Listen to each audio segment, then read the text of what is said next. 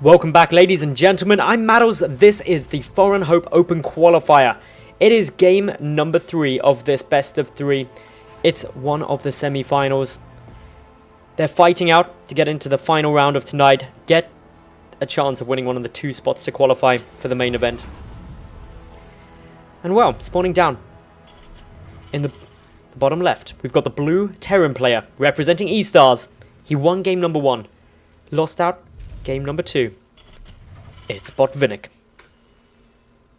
And his opponent in the top left, playing for XMG. He brought it back to level this series in game number 2, forcing this ace game. He plays for XMG, he's the red Protoss, it's Socke. Thank you all very much for tuning in.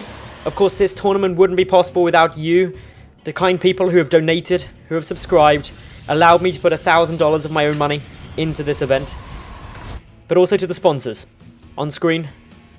Their support has really allowed this to be possible. Anyway, in terms of openings, 1 Rax, 1 Gas. Looks like it's going to be a Reaper again. Settle down, ladies. This is not anything too crazy.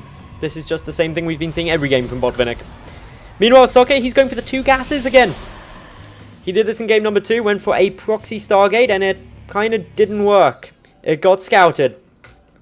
But it did do some nice damage still, and Socke went on to win the game, so why not? Very early scout coming down with this SCV, actually. This is something new. Botvinnik previously has waited until the fact that he's had the Reaper out. Instead, just mixing it up a bit. Playing it cool. Nice and smooth for the moment, so all looking good. Anyway, as we've got at the moment, just a bit of chill time. Nexus on its way. Nothing too crazy here. This pylon is looking very suspect. Looks like something could get hidden. Natural base for Botvinnik, also on its way down. Nothing crazy for now. Second barracks on its way. This is also new. We'll wait and see if there's a third, but in the previous games Botvinnik did go 3 barracks. May switch that up. Oh no, he's going to make the 3rd one. There we go. I was going to say, he might switch it up just because of the fact that this Nexus came down. Also cool for Botvinnik is his Reapers actually managed to sneak in, so it would seem. That's a huge advantage for him because it means he's going to get an easy scout later on.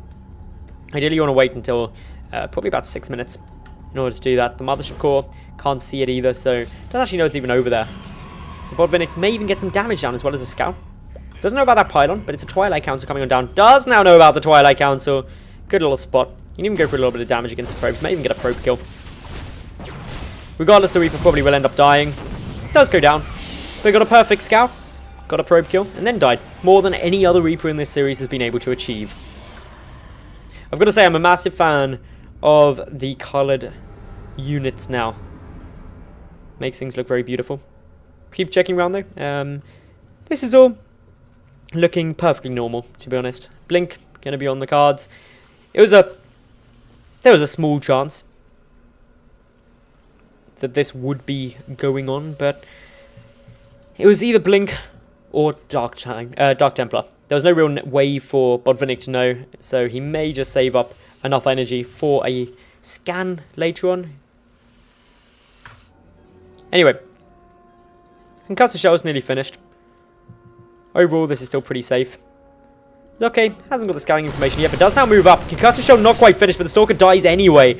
Good little pick off there. That's a nice win for Botvinnik.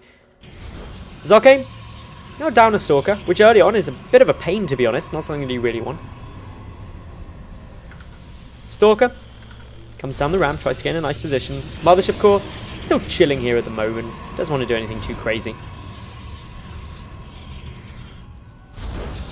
Checking around. Simulator. 3 and 4.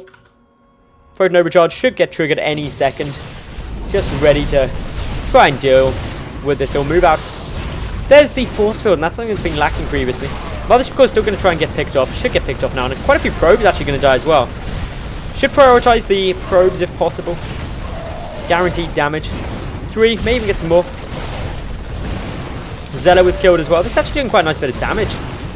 5 workers, a Zealot, and of course a Mothership Core. I'd say that was a good day in the office for those Marines. Ended a bit badly in death, but until that point, went just damn awesome for him. Robotics facility now finished up. Observers coming out again. I haven't seen them used massively in the earlier games, but always 1, sometimes 2 out. You get some players really invest heavily, and I mean really invest heavily. They go for huge numbers. 4, 5 even, just to get a complete coverage to prevent against any drops. Botvinnik has also shown a preference to go for some drop style play, so I'm surprised that we haven't been having that out of Socke. But to be honest, he hasn't been taking too much damage from it, so can't blame him not wanting to over-invest. Instead, he's going for that robotics bay nice and early, yet again. A couple of stalkers out. They've got blink, remember, so they can just being annoying. A few more coming on through as well. Only 2 marauders for the moment. Gonna be interesting to see whether Socke can do much here. Where is this observer? Okay, it's with the army now, so he does have high ground vision. Still.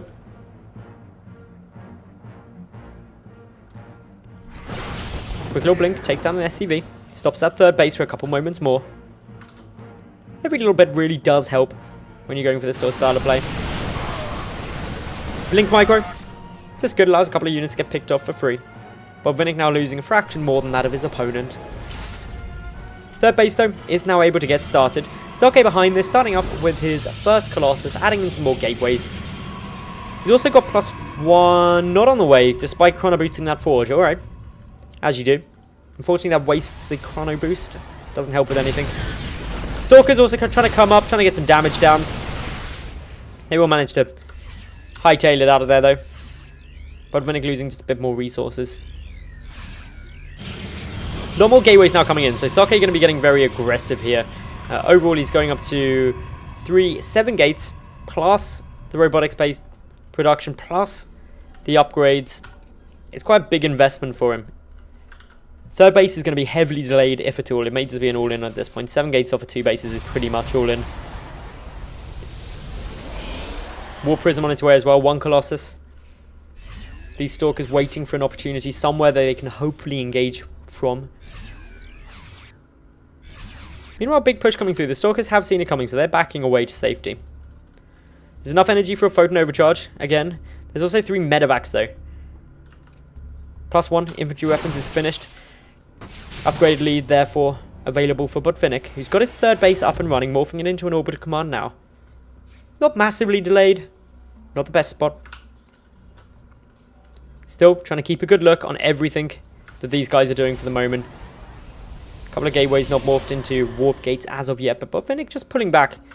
Hasn't seen the shimmering of that observer quite yet. In comes the War Prism, and this is got a bit predictable, but Botvinnik already moving some Vikings there, but not before those Zealots were able to get dropped. That means that Havoc being wrecked in the main base of Botvinnik. Trying to chase down that War Prism. Of course, the air fence stopping it from being able to get through. Gets picked off by the Vikings. Overall, though, 5 workers killed. Levels out the worker kill damage. All very nice stuff. Also getting a much earlier Twilight Council coming down here from Socke. So that's good news for him. Got a couple of medevacs now, peeling their way back. Still Socke just with beautiful map vision, just thanks to this one observer. Amazed that hasn't been picked off. Botvinnik should really try and spot those a bit more. Use a scan, just get rid of them.